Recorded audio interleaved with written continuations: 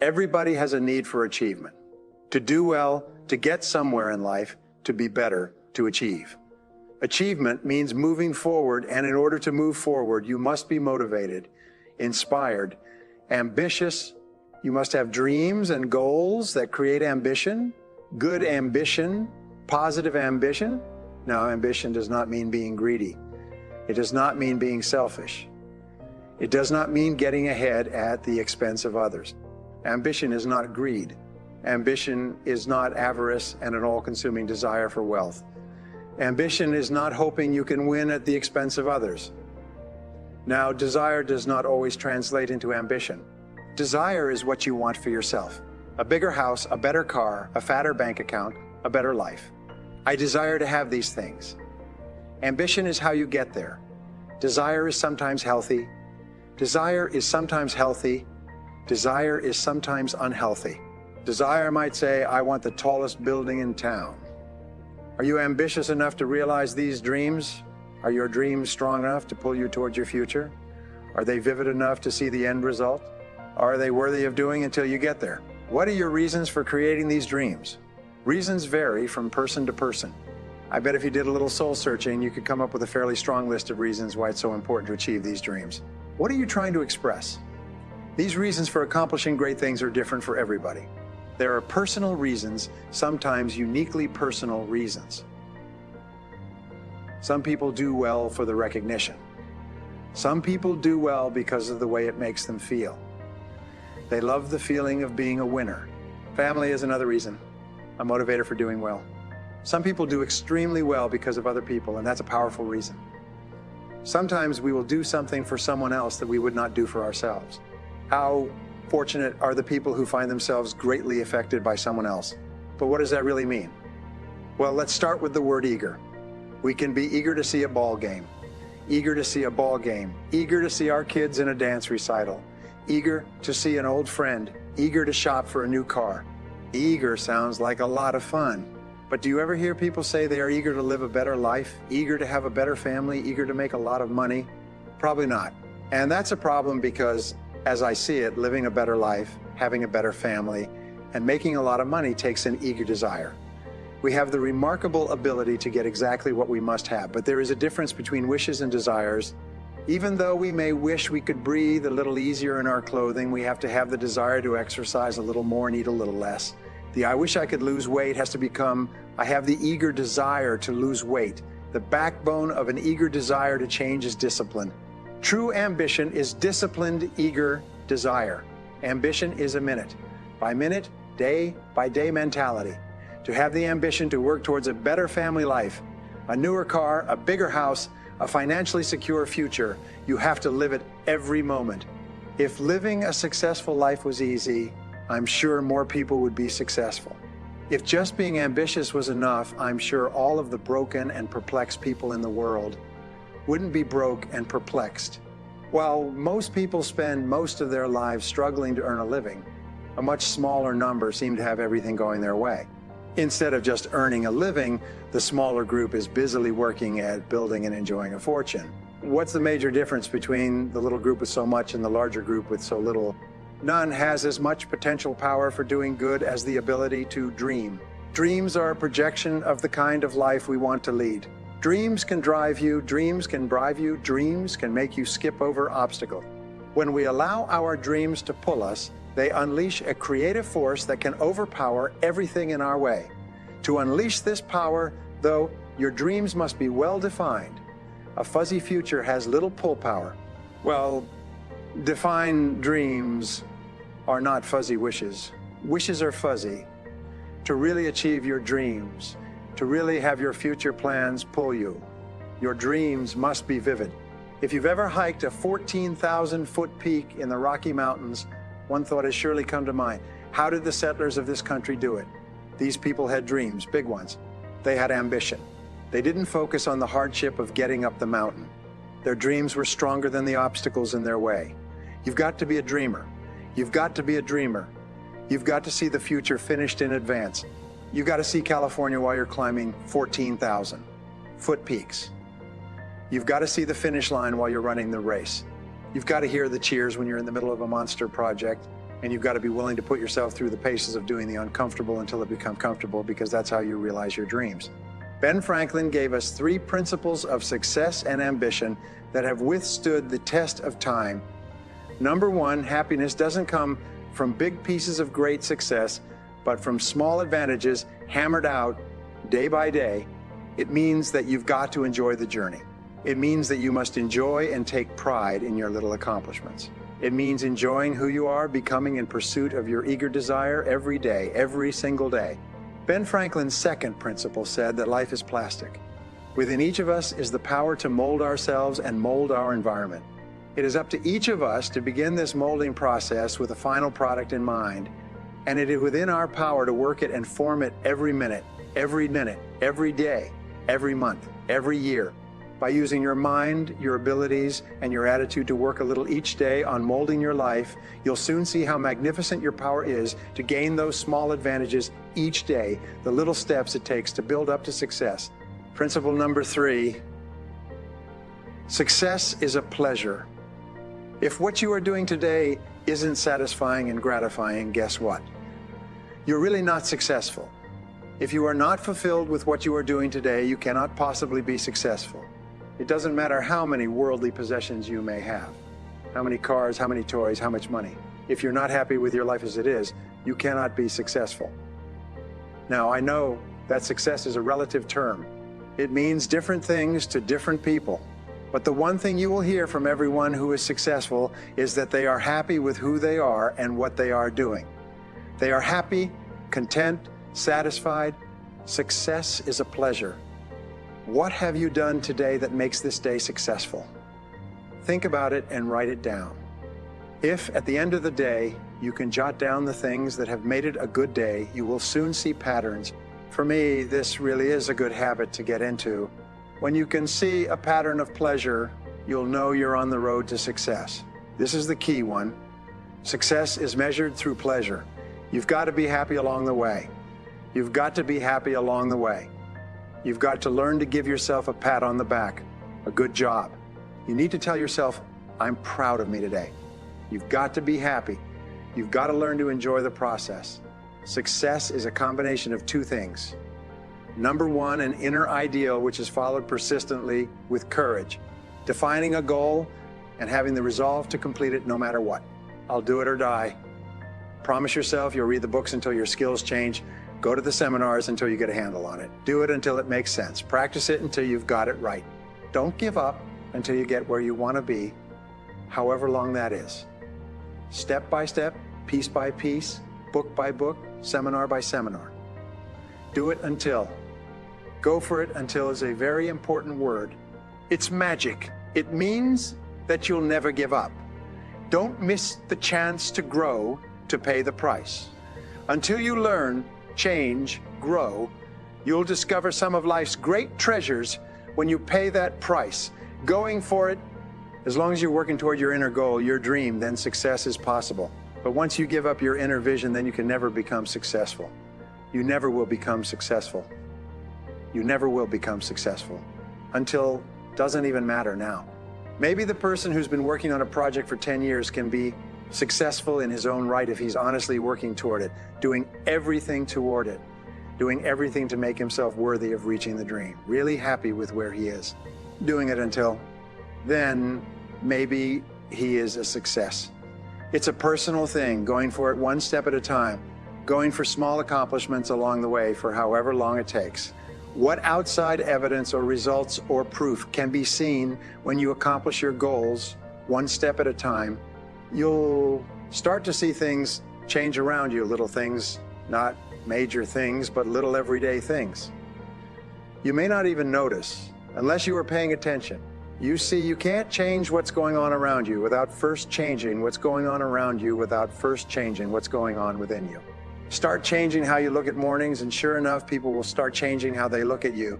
When you start changing how you think, how you act, how you treat others, how you treat yourself, when you start responding instead of reacting to life, life will start responding to life. Life will start responding to you. So you ask yourself, what small changes can I start making today? Wow! You can start in your car on your way to work. If you're sitting on the highway and stop and go traffic, moving at about 15 miles per hour tops. Look at the guy or the lady sitting next to you and give them a smile, a thumbs up, or even wave. Now, some people might think you're a little strange, but hey, you'll feel better. And tomorrow, when you get into the office, how about a big cheery hello to the people at the front desk and everyone you see on the way to your office? And when you get home tonight, how about giving your wife or husband and kids big hugs instead of collapsing on the sofa? When you start with the little things that make others happy, improve their day, you'll find that these little things add up to big ones. So what happens when you start taking charge of your own personal happiness, your own life? Do you think that these little things will somehow make a difference in meeting your goals? You bet they will. You can't do it alone. You can't be successful by yourself. It's hard to find a rich hermit. You know, the ambitious person realizes that each of us needs all of us. After all, without your support team, you probably wouldn't be where you are today. You can't be successful by yourself. So thank them. Thank those around you and let them know just how important they are to you, be it your office personnel or your family or your friends. Thank you sure goes a long way. You don't have to worry about what other people will say. You just have to keep your mind on your course. Those winds may blow fast and furious, but if you know your path, if you know where you're going, they will help push you toward the dreams and goals and treasures that you have already decided you're going after. Your goals will push you forward ahead of the stormy weather. There are some amazing people around that we can learn from today. People who have already braved the storms and come out on top. People who are still alive today. People who started with nothing and ended up with something great. Famous people, not so famous people, maybe even people you know but don't know their stories.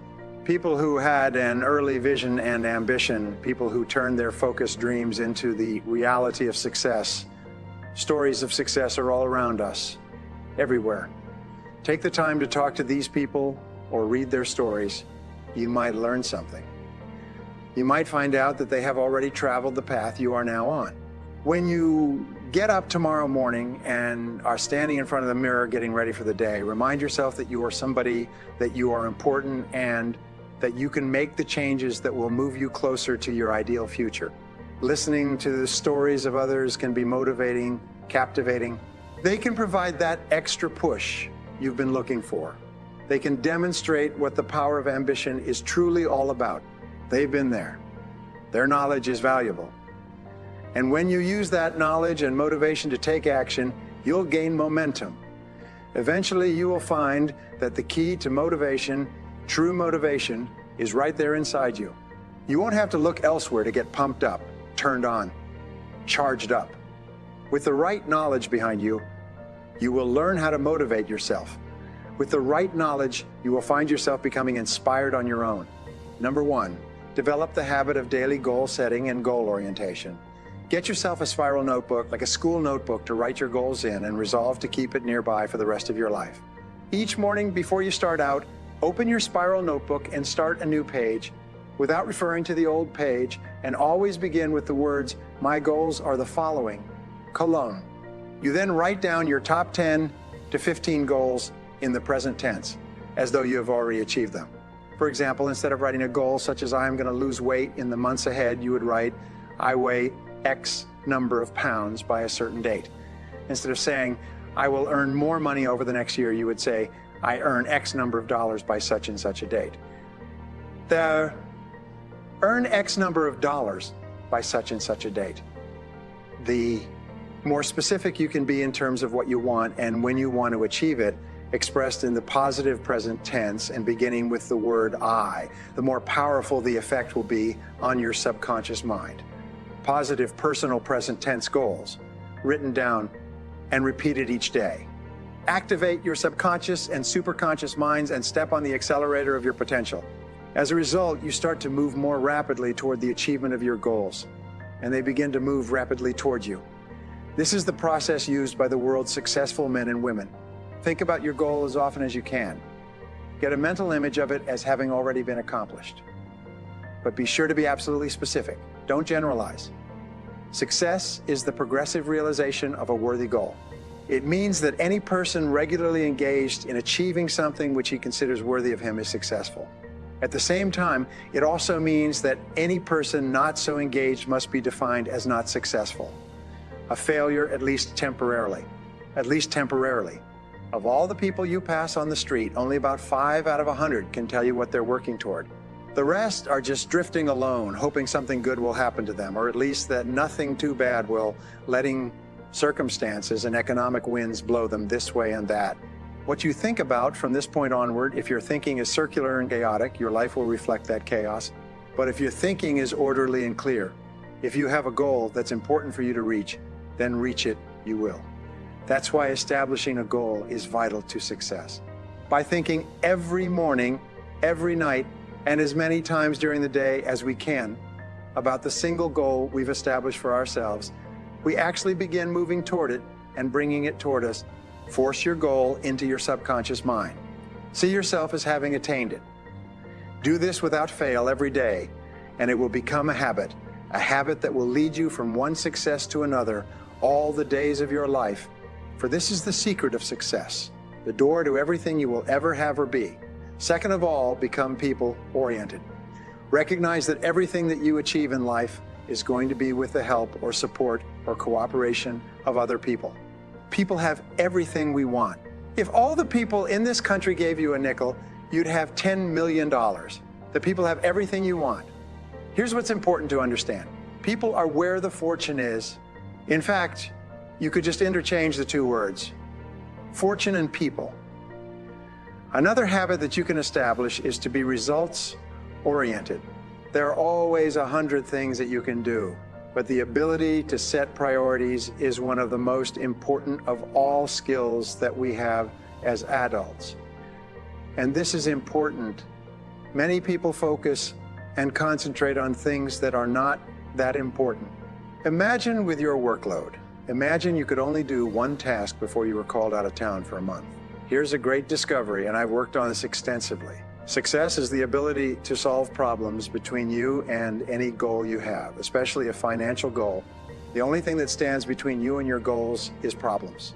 Your ability to remove the obstacles that hold you back from achieving your financial goals is the critical skill of all. And what is the most important thing that solving problems requires?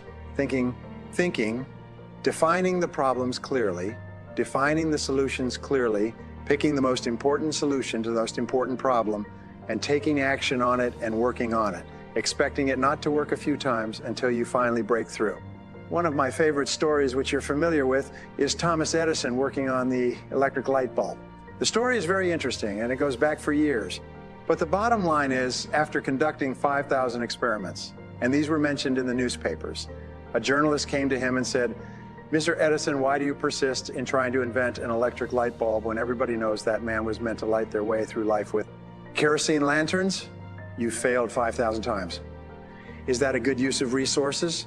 His answer was this: "Young man, you don't understand the world the way the world works. I have not failed at all. I have successfully identified 5,000 ways that will not work, which puts me just 5,000 ways closer to the electric light bulb, and I will have the electric light bulb." It was experiment 11,332 or something like that, where the filament lasted and the light bulb burned all night, and it changed the world. He said, there's no question, all of success is simply taking away all the ways that don't work until the only way that's left is the way that will. And that's very important for us to realize. Every time you make a mistake, you say, hey, that's progress. That's one more way that doesn't work. Another habit you can have is to stay health-oriented. Take care of yourself. Get involved in some form of disciplined exercise. Keeping fit and feeling good has a positive effect on your attitude, not just your appearance.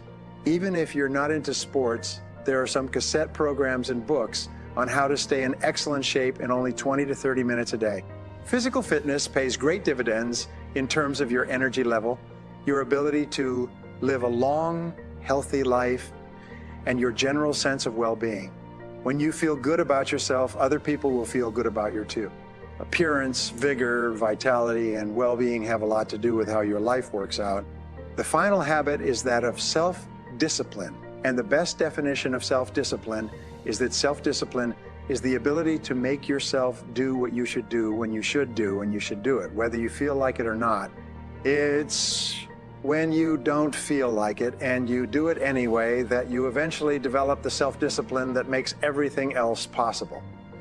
We all must suffer one of two pains, the pain of discipline or the pain of regret. What we suggest to everybody is to consider the disciplines because disciplines weigh ounces. Regrets weigh tons. You don't want to substitute a discipline for a regret. That would be a poor choice. Now you can do it, but some things are poor trade-offs. What you must understand is, discipline is a most incredible creative force. Discipline builds a career. Discipline develops good health. Discipline forms the most incredible marriage. Discipline puts together a friendship that won't quit forever. Discipline develops skills that can be magnified. Touch the world. The disciplines are the open door to the creative process to turn nothing into something and to turn imagination into reality. Here's what you must learn to do. Appreciate the disciplines and welcome the disciplines and welcome the disciplines. The key to development is to be all that you can possibly be. Even as I look at my own life, I'm tempted to procrastinate, just like everybody else. You know, I should have written 30 books by now. I've only written 4 or 5. I should have done a lot of things, but I haven't. I got distracted. All of us have these challenges. But what could I become? What could I become? What could I become? Here's what life is all about, to become all that we can possibly be. The second is the wise use of all your resources. That's what life is all about. As far as you can see, then you can see some more and walk as far as you can see, and then you can see some more and walk as far as you can see, and then you can see some more. So what you've picked up here, just do it as far as you can see it. And I promise you, if you execute as far as you can see it, you'll be able to see more